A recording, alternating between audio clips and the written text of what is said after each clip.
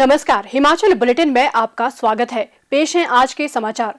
मुख्यमंत्री श्री जयराम ठाकुर ने आज ओक ओवर में प्रधानमंत्री श्री नरेंद्र मोदी के मन की बात कार्यक्रम का संबोधन सुना। अपने संबोधन में श्री नरेंद्र मोदी ने कहा, मेरे प्यारे देशवासियों, अभी कुछ दिन पहले ही हमने मातृभाषा दिवस मनाया। जो विद्वान लोग हैं वो मातृभाषा शब्द कहाँ से आया, इसकी उत्पत्ति कैसे हुई, इसे लेकर बहुत एकेडमिक इनपुट दे सकते हैं। मैं तो मातृभाषा के लिए यही कहूंगा कि जैसे हमारे जीवन को हमारी माँ गढ़ती है, वैसे ही मातृभाषा भी हमारे जीवन को गढ़ती है। माँ और मातृभाषा दोनों मिलकर जीवन की फाउंडेशन को मजबूत बनाते हैं, चिरंजीव बनाते हैं। जैसे हम अपनी माँ को नहीं छोड़ सकते, वैसे ही अपनी मातृभाषा को भी नहीं छोड़ सकते।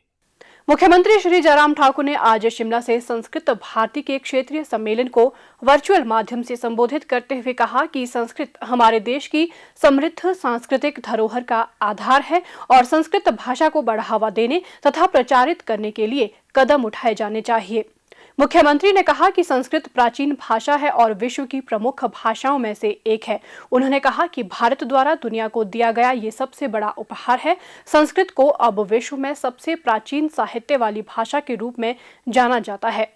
उन्होंने कहा कि संस्कृत साहित्य का महासागर है और देवभाषा संस्कृत वेदों, शास्त्रों, काव्यों और अनेक ऐसे ज्ञान रूपी मोतियों का स्रोत है।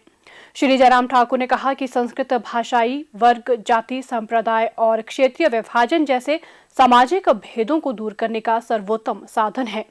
उन्होंने कहा कि देश के हर क्षेत्र के लोग आसानी से संस्कृत से जुड़ सकते हैं और ये देश को एकजुट करने का सर्वोत्तम साधन है। उन्होंने कहा कि दिव्य मातृभाषा संस्कृत विश्व की अनेक भाषाओं का स्रोत है, न कि किसी भाषा की व्युत्पत्ति।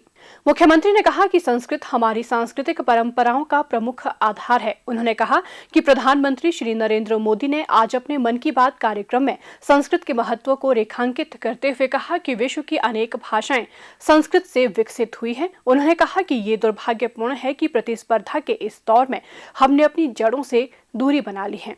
उन्होंने कहा कि कोरोना महामारी ने दुनिया को अपनी जड़ों के महत्व का अनुभव करवाया तथा इस संकट के दौरान लाखों लोग अपने गांव लौट आए। श्री जयराम ठाकुर ने कहा कि हिमाचल प्रदेश को देवभूमि के रूप में जाना जाता है और इस प्रकार देववाणी संस्कृत प्रदेश के लिए कहीं अधिक महत्वपूर्ण है। उन्होंने कहा कि संस्कृत भाषा को व्यापक स्तर पर बढ़ावा देने के लिए दीर्घकालिक रणनीति तैयार करने की आवश्यकता है।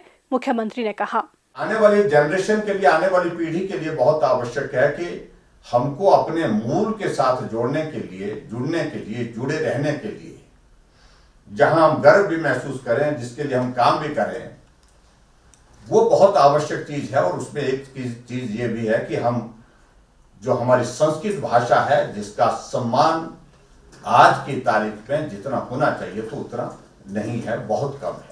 हमने प्रयत्न किया अपनी ओर से हिमाचल प्रदेश में संस्कृत को दूसरी भाषा का दर्जा देने के लिए, वो हमने किया, लेकिन उसके बावजूद मैं अनुभव करता हूं कि हम आगे अभी बहुत ज्यादा नहीं कर पाए।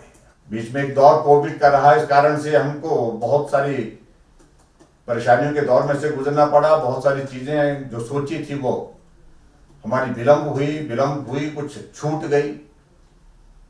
लेकिन फिर भी उसके बावजूद मैं इतना जरूर कहना चाहूंगा कि हमारा लक्ष्य है कि आने वाले समय में संस्कृत को कम से कम हिमाचल प्रदेश में देवभूमि में अगर हमने सम्मान दिया है, द्वितीय भाषा का, राज्य भाषा का दर्जा दिया है, तो ऐसे में सम्मान को और कितना आगे बढ़ा सकते हैं, कितना मजबूत कर सकते हैं, उसके लिए हमको प्रयत्न करने की आवश्यकता है।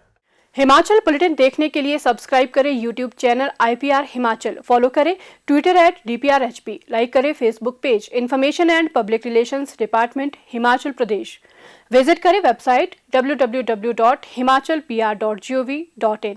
इस अंक में इतना ही। कल फिर होगी मुलाकात, दीजिए इजाजत। नमस्कार।